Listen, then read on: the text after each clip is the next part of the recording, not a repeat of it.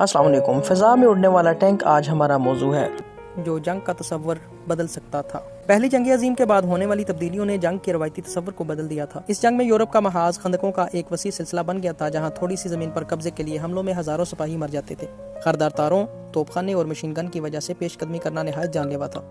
اس جمود کو سن 1917 میں ٹینک کی ایجاد نے ختم کیا، جنہوں نے بآسانی خاردار تاروں کی رکاوٹ کو عبور کیا۔ ان پر مشین گن کا بھی زیادہ اثر نہیں ہوتا تھا۔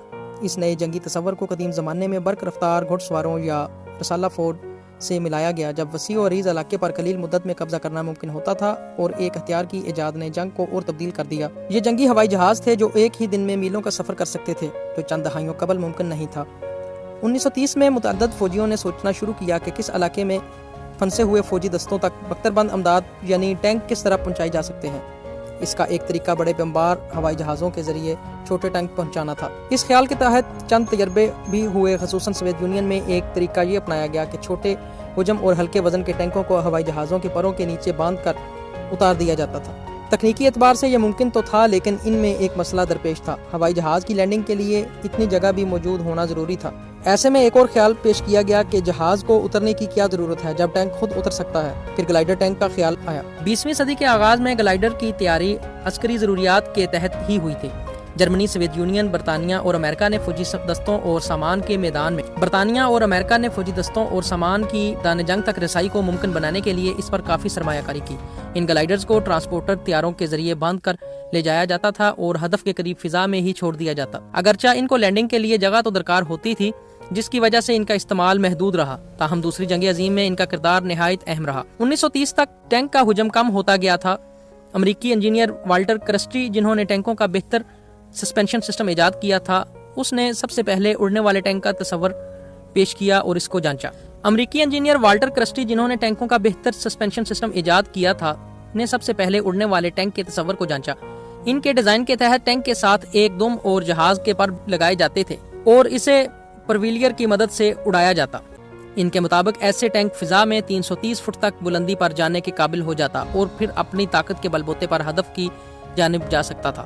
1932 میں پاپولر میکینکس میں کرسٹی نے کہا کہ اڑنے والے ٹینک کے پائلٹ کو کسی طیارے کی طرح لینڈنگ کے لیے ہموار زمین بھی درکار نہ ہوتی، وہ کیچڑ یا ناہموار زمین سے بھی اڑ سکتا، جہاں عام طیارہ مشکل کا شکار ہوتا ہے۔ تاہم امریکی فوج کو اس خیال پر اتنا یقین نہیں تھا اور اسے اڑنے والے ٹینک کا مزید پیچھا نہیں کیا گیا۔ تاہم چند سال بعد سوویت یونین میں ایک اڑنے والے ٹینک کا تصور کاغذ سے نکل کر حقیقت کے روپ میں آ گیا۔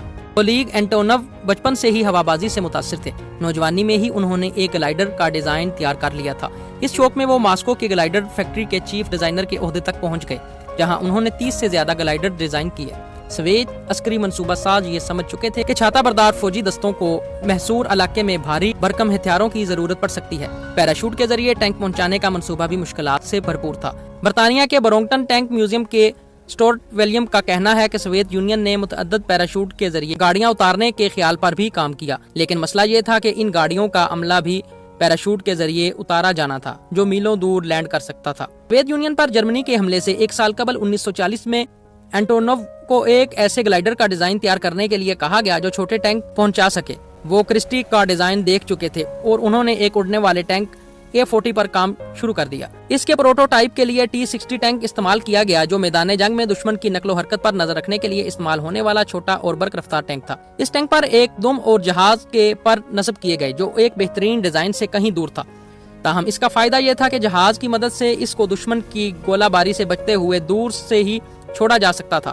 صحافی جم ونچسٹر نے بتایا کہ یہ صرف 6 ٹن وزنی ٹینک تھا، لیکن اس کے پر کسی چھوٹے بمبار طیارے جتنے لمبے تھے، جو ٹینک کو فضا میں بلند رکھنے کے لیے ضروری تھے۔